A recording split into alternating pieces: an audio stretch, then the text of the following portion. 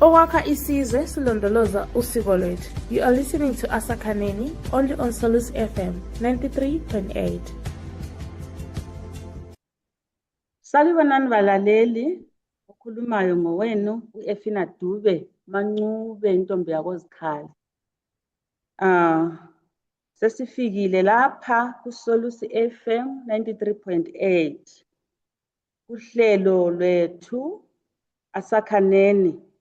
Namhlanje size le ndaba enzima, indaba esabantu asebeyithatha lula, kodwa indaba enzima kangaka. Lapho sikhangelela ukuthi sikhale sidabukile, kodwa sizifumane sesisilwa sokusika lezimpi, sifumane abantu sebecelebrate ngathi sesilahlekelwe ngumbono njengoluntu, kanti izolo besisenza njani?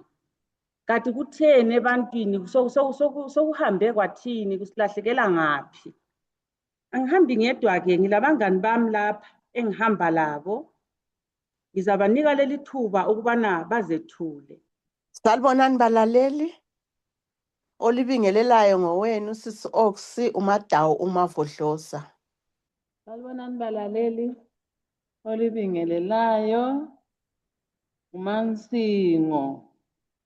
Salibonani balaleli, okhulumayo ngumama uMrs Moyo, uMphumuzile, uMandlovu, uMamthombeni. Salibonani balaleli, siyathaba ukuba sonke kulolu hlelo. Okhulumayo ngubahogwe umama uMrs Moyo. Siyabonga, sesingaqhubeka. Namhlanje sikhethe ukukhuluma ukufa. Ukufa kuyinto ebuhlungu kakhulu. Kuyinto ethi nxa ingehla kufanele njengomdeni sibambane. Imfa ibisazakala iyisikhathi esinzima kakhulu emulini. Ngokuguquka kwezikhathi, kuhamba kwezikhathi, sibona lapha sekulula wonke umuntu ukuthola information lokuyihambisa. Sibona ukubika ulutho sokusiba lula nje ebantwini. Seziningi indlela abantu abazisebenzisayo ukubika. Ngitsho even imfa abantu sebephonga ukubika nje, abantu sebesenza kanti kwenzakalani? Kutheni kusilahlekele ngaphi lokho kuyinto? Kanti imfa ibikwa njani? Imfa ibikwa njani, Mrs Moyo? Sithola lapha sikhuluma ngendaba yemfa, ukubikwa kwemfa. Isikhathi esedlulileyo imfa bekuyinto ekade ingasonto ekade ithathwa lula. Bekusithi loba umuntu ozobika imfa ubengabuya aqonde kulabo bantu abafelweyo. Ubefikela kwabanye ingxenye afikele kumakhelwane ukuthi umakhelwane ayemhambele laye, ukuthi abantu laba bafike bayamukeliswe indaba leyi. Ingasondaba ephonga ukufika ibhodlozwa nje. Nxa kuyikuthi kumbe isigaba leso siyabe silomfundisi eduzane, bekuthatha umfundisi abantu kuhanjwe ke abantu besiyatshelwa khona phana ngoba iyabe ingasonto elula. Kodwa kathesi sesibona abantu sebetshelana ngemfa befonelana nje emafonini. Kwesinye isikhathi kuyathi kungakafonelwa abanikazi bemfa, uthole sokubhoda nje sokusaziwa ukuthi umuntu ufile. Esikhathini esidlulileyo bekuhlonipheka ukuthi umuntu ayebika imfa lana eliseduzane nxa selizwile ukuthi sokuwonakele laphana, kodwa kungakabuyi abantu abazazobika belikubamba kunjalo. Pho kathesi sokuphonga ukutshelwana nje abantu, angazi ukuthi abantu bakathesi sebengabantu abathatha ukufa lula kangaka ngenxa yabo. Mangikuzwa kuhle uthi wena bekulesizotha indlela kade kubikwa ngakhona. Pho kathesi kade konakale ngaphi? Konakale ngaphi mama uMrs Moyo na Evi? Akusichasisele ukuthi wena ngokuzwisisa kwakho uthi konakale ngaphi ekubikweni kwemfa. ngibona ukuthi indlela esesiphila ngayo into ze-social media zinalezi yizo esezidilize uluntu zathatha izinto ebezinesizotha zaba lula nje. I-social media ngani yiyo esidilize uluntu kwabantu. So ukufa nje sokuyinto elula nje ngaleyo. Siyabonga, uthinta indaba enzima kakhulu. Ngithe ngiveza laphana ngakhuluma ngokuthi indlela seziningi zokukhulumisana ngemfa, loba nje ngingayizwa so sengifonela loba mbani ngikhulumise. Kuqondile yini khonokho ukuthi umuntu ngamkhulumisa even ngefoni ungayanga kuye, umkhulumise ngefoni kusale nje kufana lokuthi imfa siyikhulumisene siyibikelene sayikhulumisana nge-social media. Akusincedise khonapha indaba ye-social media le ayithintayo ukuthi i-social media ilosizo yini emphakathini uma singayisebenzisa ngalindlela yokuthi lezi zinto ezinzima kangaka siyisebenzise yona njengendlela yokubika. Ngiyabonga Sis Effie. I-social media yona ngokwayo izimele laphana i-social media ayilahlupho. Uhlupho ngumuntu oyisebenzisayo. Sesisebenzisa ngendlela engayisiyo. Uke wathi umama Mrs Moyo Nalindwe laphana wathi ukuthi imfa kwakuthunyelwa umuntu azobika. Azotshela futhi lakhona wayeqala afikele komakhelwane ukutshilo laphana. Umakhelwane abeseqhuba lwana umuntu azi. Kathesi sudibana lemfa yesihlobo sakho sokuyividiyo, abantu bayashuta, bathumele ku-social media. Bayisebenzisa indlela engayisiyo. Yikho le government yethu eZimbabwe size yabeka umthetho wokuthi ungabika imfa nge-social media uyabotshwa, uyagwetshwa sibili iminyaka. Social media ayimbanga kodwa umuntu osesebenzisa i-social media ngiyongayisuye. Ngezinye indlela ngingathi ukuthi sifike i-social media sayibambela phezulu. Ngiyabonga. Siyabonga Sis Oxy, siyabonga kakhulu ngokusichasisela ngendaba ye-social media. Mrs Gumbu, nxa sebechazululile abadala lapha, wena uzwisisani? Ophuma lakho kuyikho indlela eqondileyo yokubika imfa yiphi nxa unanzelela wena? Hayi, ngiyabonga. Indlela eqondile asikuyeni njengoba nabo mama sebetshilo ukuthi kwakuthunywa abantu abadala abahloniphekayo futhi esigabeni. Kwakungaphongu ukuthathwa nje amadoda lana lamawala. Kwakukhethwa esigabeni ukuthi ngubani ozabe asifikela ngale ngemfa le esiyenzakale ngapha. Kwakuthunywa abantu. So mina ngokuzwisisa kwami singathi okunye ukwanda kolwazi sesivumele wathatha imfa kwangazathi yinto engabalulekanga. Kumbe ukuthi engxenye kudala kwakungafiwa njengakhathesi. Khathesi sokufiwa bantu, sokufiwa day and night. Kudala imfa yayivela kancane futhi ungakwazi ukuthiwa kufiwe laphana ngendlela abadala ababesenza ngayo into yangikhona. So mina ngizwisisa ukuthi hayi bo asibuyele nini kudala le. I-social media le isithathele izinto eziningi lokumele zingayenziwa sesizibona sesizenza. So uma singathina sodwa abantu singavuma ukubana siguquke sibuyele emuva le. Bona ngani imfa ingahlonipheka lanxa kuyabuzwa kuthiwa sesihlonipha umuntu ofileyo. Kodwa yindlela yangikhona umuntu ofileyo kudala wayehlonipha. Kwakungela nto eziningi lezi osuzithola sezifakwe laku-status, sezifakwe laku-Facebook, ngiyose-profile picture uzuthiwa Nkosi ungigcinele yena izihlobo zingakabi. Konke lokhu sokubulele isiko lethu. Isiko lethu kasibuyele nini kulo elalisetshenziswa kudala. Imfa ikhanye for sure ukuthi kufiwe esigabeni kuthunyelwe abantu abahloniphekayo hatshi abalamawala futhi, abantu abalesizwe. Siyabonga likhuluma into emqoka sibili. Into lesilimaza abantu. Can you imagine subona isihlobo sakho sitrenda kufoni kube yindlela yokuthola umbiko wokufa kwakhe. Yabhoda ipikitsha khonapho umuntu engxenye ulinyaziwe kumbe udutshuliwe kumbe bhode nje umuntu kuze kuyehlangana lesihlobo besingakezwa. Right, sesisuka khona lapho kulokuthi nxa sokubikiwe laphana abantu umbiko ngendlela ofike ngayo kubo kwenza bemukele njani lumbiko. Kungabe zikhona yini izinto ezingayenza ukuthi ngiyananzelela esikhathini esiningi kusuka kube lokuxabana kakhulu. Thola abantu sebesixabana. Kudalwa yini khonokho? Kubangelwa yikuyini khona lokho? Kuyini okubangela ukuthi sibone abantu sebema amadlodlongwane? Ezikhathini eziningi abantu sebesilwa sibili bebanga umufi.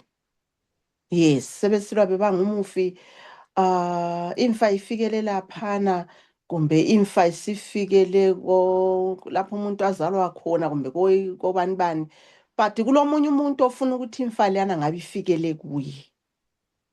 Ngibone ngathi into yesifo le kumbe ngithi into yokufa le isilula kangako kokuthi noma ngubani useyifuna emzini wakhe. Njoba umama ke wathi ukuthi kudala kwakungake ngufiwa nje, maybe ukufa lokho sokukunengi kangaka yikho sokwenza wonke umuntu afuna ukuthi kube lemfa emzini wakhe. Yikuthola sebesilwa lapha, sebesilwa ukuthi lumuntu isifo lesi sihlalwa ngaphi. Yikho esengunanzelele. Anti abantu babe beyimuli enkulu. Asithi nje akufanga umnikazi imuzi. Kuba lula nxa kufa umnikazi imuzi, akula muntu ozabuza ukuthi umuntu lowo isifo lesi kukhalwa kuhlezi ngaphi. Asithi kutshone umzukulu. Kulabo malume lapha, kulabo bani lapha, kulabo aunty. Omnye lomunye sefuna ukuthi imfa leyani izohlalwa emzini wakhe. Yikho kwenza abantu begcine sebesilwa. Siyabonga sisi Oxy. Abantu bayabanga umufi. Uthi ngezinye izizathu ezenza ukuthi kube lomsindo emfeni. Mama Mrs. Gumbu, wena ukuzwisisa kwakho ucabanga ukuthi wena okudala ukuthi abantu baxabane kuyini? Sasibone phela umalukazana sengane laye sekhonjwa ngeminwe, ngasithi kufu indoda. Umalukazana sekhonjwa ngeminwe, sekhanya sehlala phezu kwezinye izinto. Kwenzakalani kahle? Kwenzakalani ezimfeni lapha? Kutheni? Kuyaliwa kakhulu, kuyaliwa sibili. Khonokho ukuthi ngeke ngathi mbala kwenye indawo kuthiwa kutshawa luvalo lokuthi lihle likhangelele inzuzo. Kuyalenza khonkana ukuthi ligcine selizibona selisilwa. Uyikhuluma kamnandi u6 lapha nxa sithi nxa kungumZulu. Lakho futhi sokusiya ngokuthi ufe elani lowo muntu. Ngeke baphonga ukumbanga nje ngingela lutho. Ngoba wonke umuntu omunye nxa semfile usekhangela ama-benefit ukuthi njana esefile which means lokhana ngokwami. So khonokhana kusuka kukhozele ukuthi abantu banjani balwe sibili, isidumbu silaphana, abantu sebehle besheyana ilifa sokuliwa. Khona nxa kade beyakhile esethethe wagula, anto lakwazi ukuthi ukufa yikufa, kuyaphonga umuntu uzosothiwa nangu kasekho engagulanga. Silele siphila sisonke so avuka omunye wami sengasekho.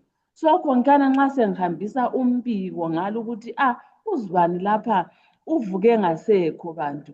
Nxa bebuya laphana babuya bengikhomba ngeminwe bathi nguwe obulela umntanethu. So khonokhana kuyakhoza for sure ingxabano enkulu.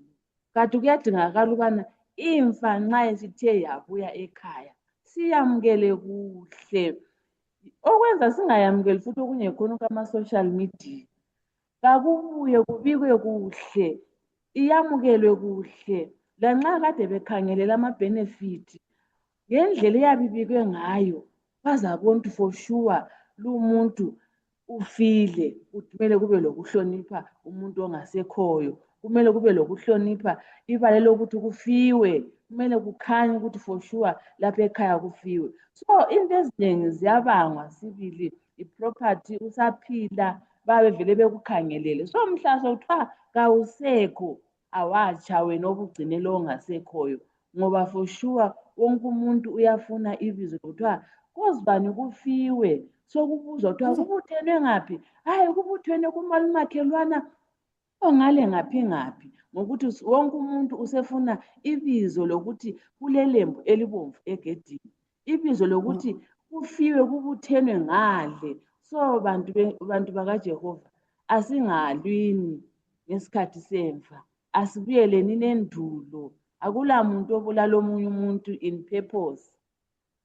Ngizwisisa ukuthi inzuzo, ukuceba kuyenza ukuthi abantu balwe emfeni. Ngizwisisa ukuthi ukungazwisisi ngemfa khona ngokwakho imvelaphi yokufa kwenza abantu balwe futhi emfeni. Mangibahoko, akusincedise njengomuntu omdala ukuthi into enje so ibanjwe ithweni, imisindo lesingayiqeda ngani nxa sekuthe kwafowethu, ngoba isikhathi sokuthi sibambane njengemuli sikhale sindawonye. Ukufa le ngibona ngazathi khonokho ukuthi siyathathwa ngendlela engayisiyo, yiyo esidala ukuthi abantu bexabane.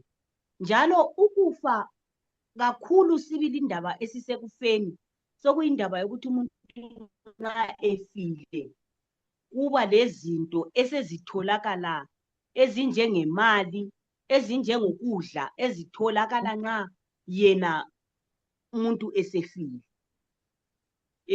Yikho kudala ukuthi abantu baxabane. Njengabantu ake sibuyeleni sibuyisele ubuntu bethu obokuthi nxa kufiwe yiso isikhathi sokuthi sizehliseni njengemuli, sihlanganeni njengemuli, sikhiphe umkhuba omubi okuthi ofileyo uselethe ukudla emulini. Asiyekeleni umkhuba wokukhangelela inzuzo. Umuntu mayefile asiyo ndlela yokuthi sizuze ngaye kodwa silahlekele. Kulento yokuthi sokucelebrate, sokugqokwa ama-t-shirt, sokusenziwa imenyu ezinkatha, sibona sekusenziwa even uku-invite ama-groups, sokucelebrate kuthiwa sicelebrate. Kanti emfeni lakhona kulamaklasi yini ukuthi kuthiwa le yimfa le yi-funeral. Izinto esezisenzakala khathesi ngokuguquka kwesikhathi sokusenza ukuthi kwenzakala izinto ezingajwayelekanga. Sithole sesicecile ngezigqoko ezilepikitsha yomufi. Sisuka lapho ziya ngaphi? Kanti izinto zona lezi sizenzela bani? Mamuna Evi, Mrs. Moyo, akusisize ukuthi inguquko leyi esibuyile ibuye lento eziningi. Sesibona sokusenzakala zona lezi zinto. Sesizenzela sizenzela bani kahle kahle? Labantwana sebefakwa khonapho sebesiba khona. Kanti izolo abantwana bebesiba ngaphi ngesikhathi nxa kufika?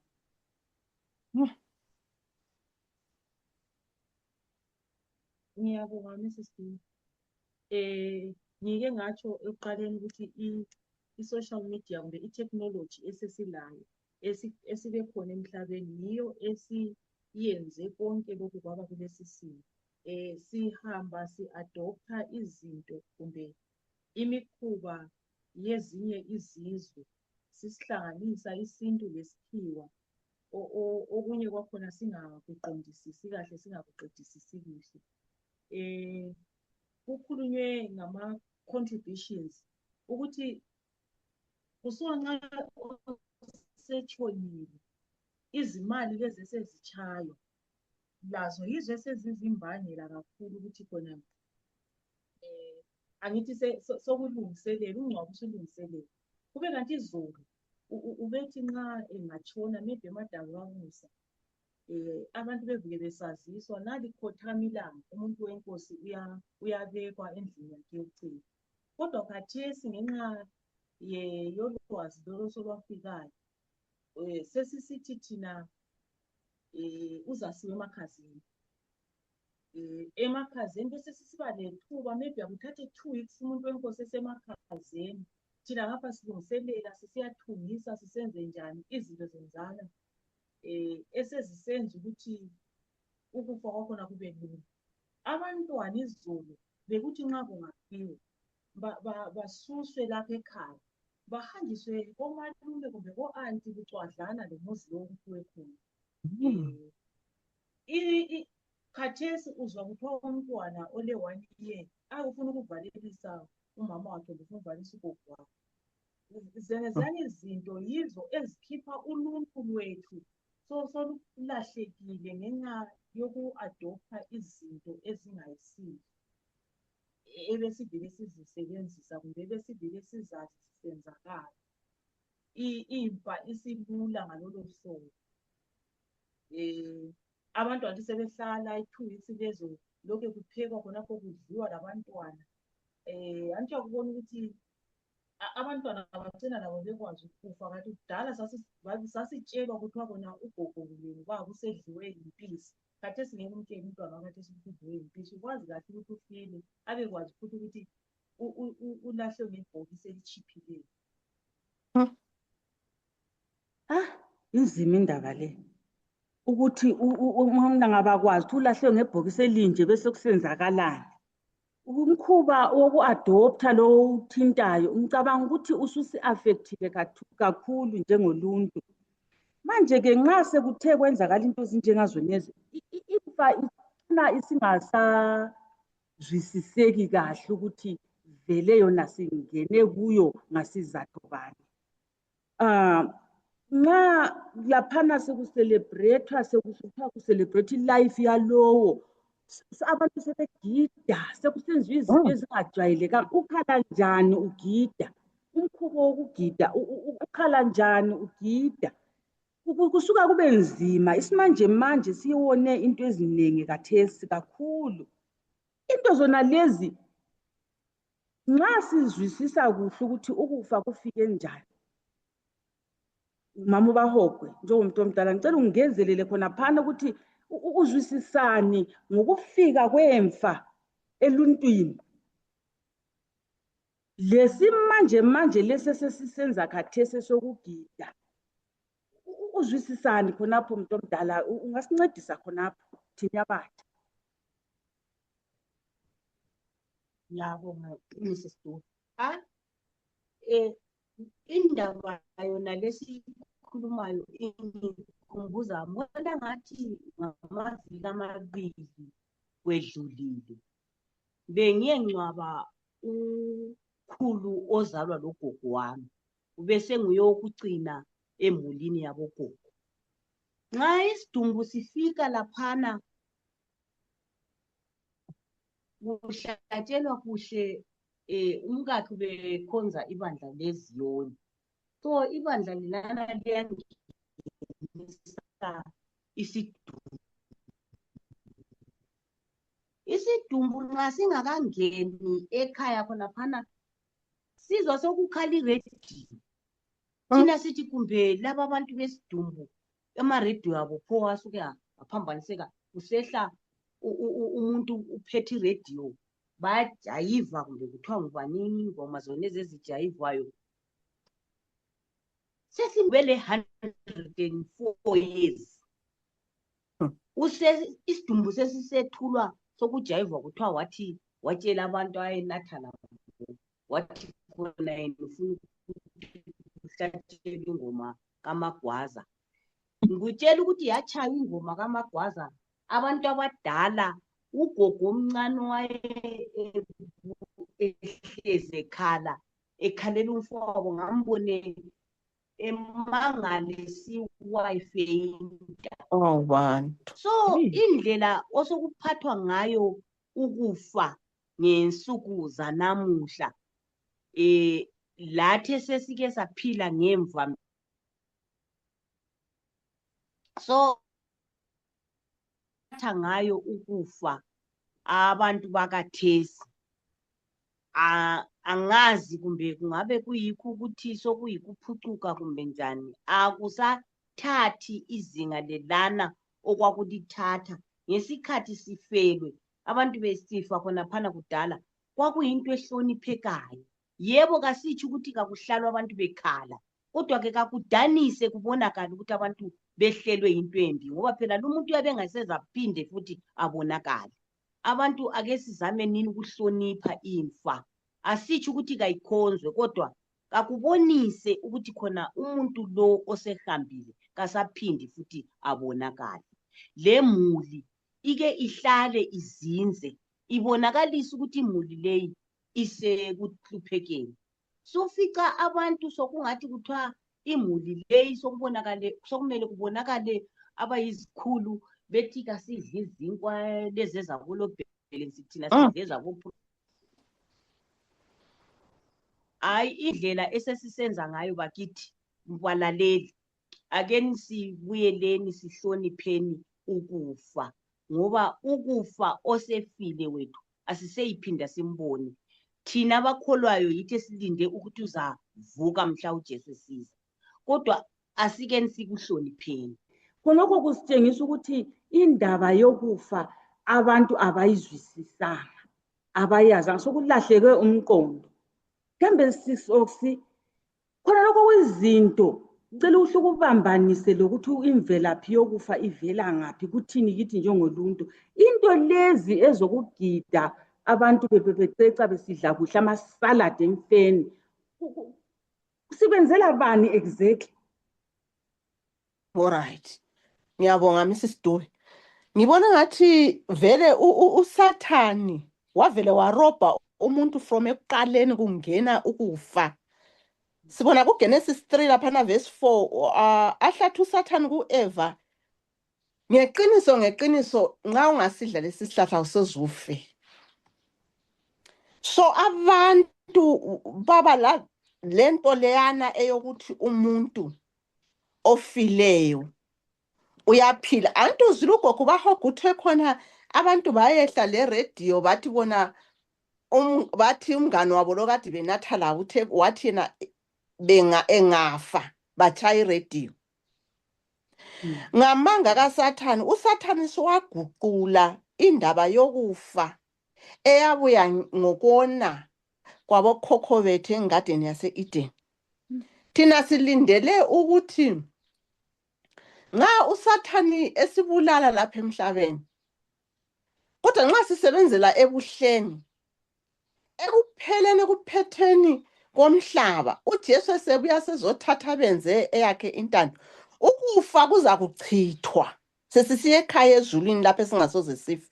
Kodwa uSathani utshintsha imfundiso eyokufa, athi yena abafileyo bayabona, abafileyo bayaxoxa labantu abaphilayo. Imfundiso kaSathani le. Yikho sizabona sebegida abantu kuthiwa kule after tears.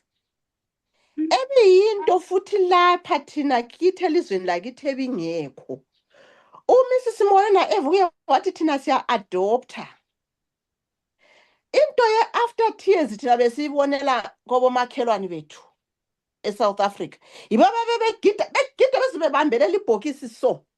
Hayi engancwatshwa ke kasikhulumi, baba sebegida besenza izinto besithi bayenza lezi izinto ezazisenzwa ngulo muntu ofileyo. Imfundiso kaSathani ethi umuntu kafi, umuntu uyaphila, umuntu engafa kule afterlife. Kube kanti umlimu iBhayibheli liyasitshela ukuthi umuntu angafa uyalinda esengcwabeni elindele ukuza kwenkosi yethu uJesu isizobhubhisa umhlaba isithatha sonke sisekhaya ezulwini. Ngingama khonapho kwakathesi. Siyabonga Mrs. Gumbu, indaba le isijulile, isinzima. Abantu abafileyo bayakhuluma, abantu abafileyo bayezwa. Lukhona usizo sibili esiluthole emntwini osefile. Usizo okusuthe ofileyo uyalinda. Ulinde sinike usizo. Uzwisisani wena la? Udaba lolu lunzima kakhulu olokufa abantu kasisaluzwisisisi ukuthi ukufa vele yikuyini. Ivesi ethi yona sifanelwe yikufa, zihlobo zami. Kuthiwa kumele sife ukuze uJesu abuye azosivusa siye ekhaya ezulwini. So sokudingakala kuphela abantu ababalayo bazwisisise ukuthi kanti nxa kukhulunywa ngomuntu kuthiwa futhi abafileyo kabazi lutho. Ngaze litshaye leyo radio mina kangisayizwa. Ngaze libe lingigadise uDoves kumbe funeral yiphi phala mina vele kangisakwazi ukuthi ngikuyiphi imota ngoba vele kangisazi lutho. So kudingakala ukubana abantu babekwazi ukuthi ofileyo kazi lutho. Uselele ukuthi alinde ubani uJesu kuphela azosivusa siye ekhaya ezulwini. Ukufa kuthiwa vele kusifanele thina. Thina nxa sivele sihamba vele so sizakufa sonke ukuze uJesu abuye. So uyathola abantu sebeconfused kakhulu. Uzwala nxa sungani into zakho azihambi kahle. Uzwe kuthiwa ufe umoya wakhe ubuhlungu. Hamba emangcwabeni ngifike ngiyekhuluma lengcwaba ukuze izinto zami zindlulele. Hatshi bo. Lwana vele kasazi lutho. Mina yime sengikwazi ulutho engisaphilayo. Lwana ongekhoyo oselele kazi lutho. Uselindile kuphela uJesu ukuthi abuye azomvusa amuse ekhaya ezulwini lapho kulempilo enaphakade. Bengifuna ukungezelela even lakubo Deco. Uyathola abantu bengena kuma expense kakhulu. Umuntu lezigqoko ezimnyama uthola abantu besiyadinga izigqoko ezintsha eziyi-black lama t-shirt. Imuli isala isafa. Ukuthi into le nxa wena okwenzayo ingakazi kuwele uyabubona ngani kuthiwa into yonke inhle. Kathi kulo ophakathi kwayo uyayifila ipain yokuthi omunye wami lo kasekho. Sibona zathatha yonke imali ekade ikhona zonke izinto akade zikhona lisebenzise. Imuli kumbe izihlobo zisale zisafa. IDeco leyi liyenzela bani ngoba lo ofileyo kasayiboni. Imtsheno leyi lize ligqoke lamagogorosi lama-pulling socks lezicathulo ezidulayo lisize emfeni lenzela bani ngoba lo ofileyo kasaboni lutho. So bakithi asibuyelenini emuva le sibekwazi ukubana imfa asonto uphonga udlalelwa. Mina kumbe ngathi engxenye abantu imfa sokufiwa kakhulu yikho singasa understand ukuthi kanti vele ukufa yikuyini. So singa understand ukuthi ukufa yikuyini siza kuthola ukuthi kanti kumele senze njani. Asiphile nini bazalwane, siphilele ikusasa, sikwazi ukuthi kuyafiwa sizakufa uJesu kuze abuye. Ngiyabonga. Owakhulumileyo uthe yena uNkulunkulu wanika umuntu ukukhetha. Wathi lidle zonke izihlahla lezi ezilapha lidle, kodwa lesi mhla lisidlayo lizakufa. USathane wayeza waqila umuntu ukuthi hayi alisoze life kodwa instead lizahlakanipha uwesabela ukuthi lizafana laye. Licabanga ukuthi lina nxa ukufa sekungenile ngemva kokudliwa kwesihlahla uJesu kumele azoyiqeda phela into le. Kumele azoyiqeda ngoba hokwe ukufa kumele kuzophela la. Uthini njengomuntu omdala uthi kuyini okumele sikuzwisise sisenze njani, sizwisisa njani ukufa lokhu okumele kuzoqedwa. Ngiyabonga Mrs. Dube. Ukufa lokhu alubani besikuzwa ngendlela okwakuzwiwe nguAdamu mhla efelwe nguAbela. Ngabe siyakuzwisisa ukuthi into lemele uJesu aze yiqeda.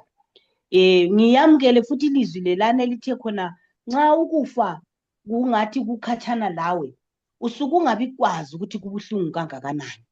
Kodwa nxa ungafelwa isithandwa sakho esiseduze lawe kumbe ufelwe ngumntanakho yikho oza kubona ukuthi ukufa kuyinto embi, okumele ukuthi ngabe siyakhuleka sidinga indlela zonke zokuthi sikhulekele ukuthi uJesu kabuye, ngoba kuthiwa yiso isitha sokucina uJesu azasibhubhisa ukufa kakuseyiphinda kube khona. Ngoba into le izisa ubuhlungu eyokufa kumbe eyokufelwa.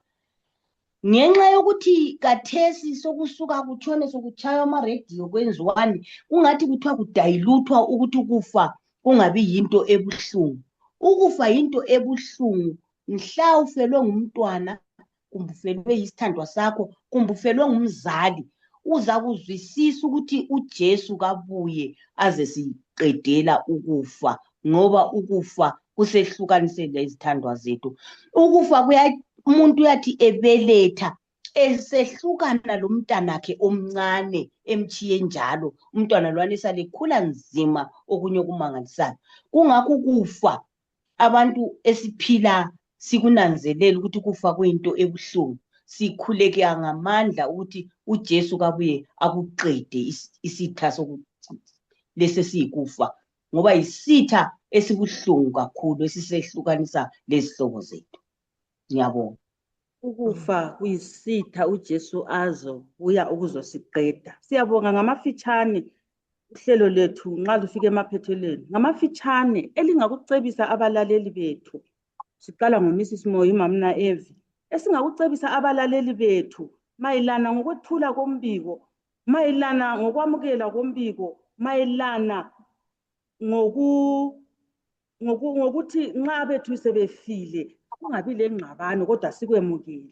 Mayelana ngokuthi abafileyo bethu kwenzakala ngamafitshane nje, one sentence, advice elingayinika abalaleli bethu. Ngiyabonga sis Efi. Mina engingakutsho kubalaleli ukuthi asikwamukeleni ukufa, ngoba ukufa kuvele kwalethwa kithi. Abantu sibasiphoyintana ukuthi nguwosibulela umntanethu, nguwosiyenze so, nguye ombuleleyo. Asamukeleni ukuthi umuntu ungezwa kuthiwa kasekho, isikhathi sakhe besesifikile sokuthi kadlule emhlabeni, ngoba wonke ozelwe ngowesifazane insuku zakhe zimfitshane, zibaliwe njalo zigcwele usizi. Asivumenini ukuthi lowo umlimo uNkulunkulu usethe kaweqi ilayini leyi, isikhathi sakhe besesifikile. Mrs. Kumbo. Ya. Ukufa lokhu kungabi yinzuzo kwabanye abantu, abafelweyo besafa because omunye umuntu selenzuzo ngomufi, usevele wahlela ibhajethi ukuthi lwana angafa. Kulokunye ngeke ngakuzwa abantu bexoxa, ukwagula omunye esihlobeni evele lepolisi yakhe, but abanye izihlobo bathe besizwa ukuthi uzwane uyagula, bahle bam-eda laye kupolisi masinyane, ngoba vele kwasothiwa lapha kusela lalutho. Kodwa usizi ukuthi wafa laleyo polisi ingakafiki le 3 months. So asingafunini ukuthola inzuzo ngabantu abangasekhoyo emhlabeni. Asazini ukubana abafileyo bethu siza kuhlangana labo ekhaya ezulwini. Ngambakhokhwe. Uke wathinta lapho indaba yokuthi khona ukufikiswa kwembiko. Ukufa bakithi asifundenini ukuthi ukufika kombiko wokufa uyalimaza omunye ophilayo. Asibeni isizwe esihloniphayo, sihloniphe lokufa. Ukufa lokhu nxa sokufikile emulini, kakufikiswe kuhle emulini ukuze kungaze kwalimaza oyaba eseduze kakhulu lokufa. Ungaze wajaha ngenxa yokuthi khona wena ule data, kumbe ngenxa yokuthi wena ulefoni ele WhatsApp kumbe lamagroup amanengi. Hayi, linda kukhulunywe kufike kuhle emulini uthi lawe usukuhambisa. Sihlonipheni ubuyithi bethu, sihlonipheni lendlela uNkulunkulu asidale ngayo. ukuthi uthe asenze umuntu ngomfanekiso wethu thina Thixo asifuzeni umdali wethu sibeni lesizotha kuhlonipheke ukufa ukuze sibe kwazi ukuthi yisitha ngoba kuthiwe kusambulo isitha sokugcina esizabhubhiswa yikufa asikuthatheni njengesitha singakuthathi njengomngane wethu oyenza ukuthi sibe lenzuzo oyenza ukuthi sibe lokutshona sisitshenile oyenza ukuthi sitshone sicelebrate hayi ukufa isifo esibi ngiyabonga Siyabonga Sisi Oksi. Engingakutshiyela abalaleli ukuthi asibeni ngabantu sekeleni uhamba si adopt izinto esingazaziyo futhi sibekwazi ukuthi thina sisaphila siyakwazi ukuthi sizakufa kodwa abafileyo abasazi lutho and abasela sabelo kumbe abasela nto abazayenza abasela kucontribute abaza kucontribute ngaphansi kwelanga singazwisisi indaba yokufa sizayekela ukuyathenga izigqoko siyekela ukwenza izinto ezimangalisayo sikuzwisisa ukuthi ukufa yisitha njengoba ugogo eqeda ukukutsho. Sathatha leli thuba ukuthi sibonge akade besiphathele uhlelo uNonhlanhla Gumbo. Sibonge loSisi Oksi, sibonge loBahogwe, ukwambahogwe, sibonge njalo loMandlovu, uMamtho ngohlelo akade besiphathele lona. Ngithanda futhi ukubonga loBheka Inkosi Sibanda onguye sikhangelele imtshina yethu.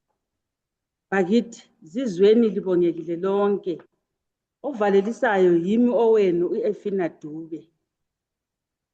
Siza umazikhali sizathiya lezi nombolo ukuze lifake khona ema comments enu lemibuzo 0781951747.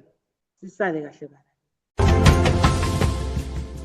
Okwakha isizwe silondoloza usiko lwethu. You are listening to Asakhaneni only on Salus FM 93.8.